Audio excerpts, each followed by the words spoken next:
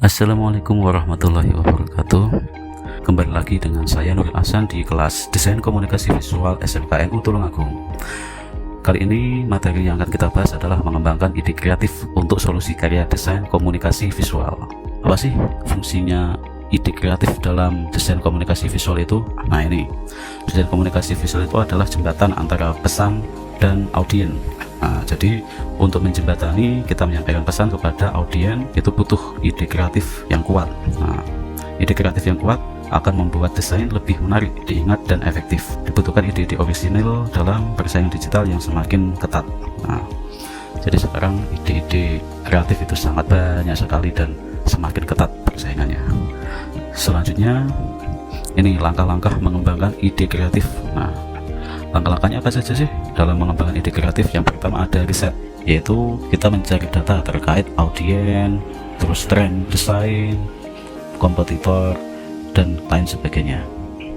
Yang kedua ada brainstorming, yaitu mengumpulkan sebanyak mungkin ide tanpa filter, yaitu tak terbatas, jadi kumpulkan sebanyak-banyaknya. Yang ketiga mind mapping, yaitu memvisualisasikan hubungan antara ide-ide. Jadi ide-ide yang sudah kita dapat dari brainstorming selanjutnya kita tulis dan kita cocokkan mana yang sesuai dengan konsep kita.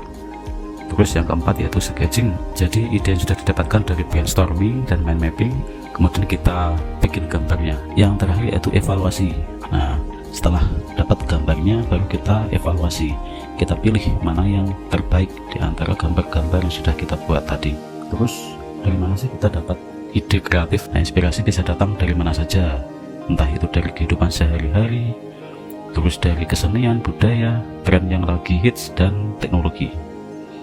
Terus sumber inspirasi, kalau kita mau cari inspirasi kita bisa baca buku, majalah, nonton film, dengerin musik, pameran seni, dan browsing melalui internet. Selanjutnya cara mencari ide, kita bisa menggunakan moodboard.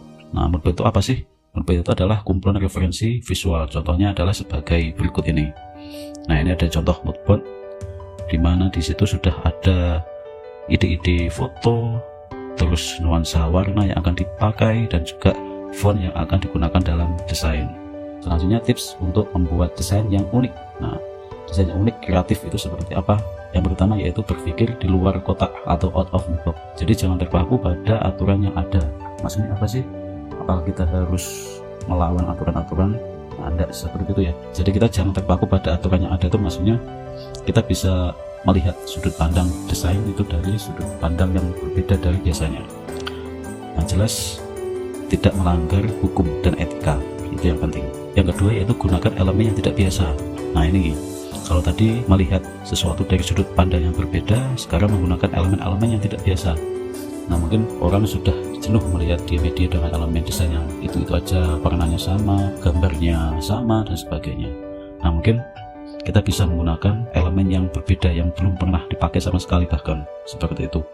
Yang ketiga yaitu ceritakan sebuah cerita. Desain yang baik mampu menceritakan sebuah cerita. Jadi maksudnya sebuah desain yang baik itu bisa membuat seseorang itu terkesan, jadi selalu teringat. Nah, ini contoh dari desain-desain yang kreatif dan unik. Yang pertama di sini ada iklan dari IKEA, yaitu bantal tidur ya, bantal tidur, tetapi di situ yang terlihat seperti obat. Unik dan kreatif ini. Yang kedua yaitu gambar seorang laki-laki menggigit papan reklame. Nah, ini iklan untuk pasta gigi ya. Jadi sesuai, pasta gigi itu menguatkan gigi, dan iklannya gambarnya adalah seseorang yang menggigit papan reklame. Ya, kesimpulannya kreativitas itu adalah kunci sukses dalam desain komunikasi visual. Terus belajar dan berlatih untuk meningkatkan kemampuan desain Anda, dan jangan takut untuk mencoba hal-hal baru.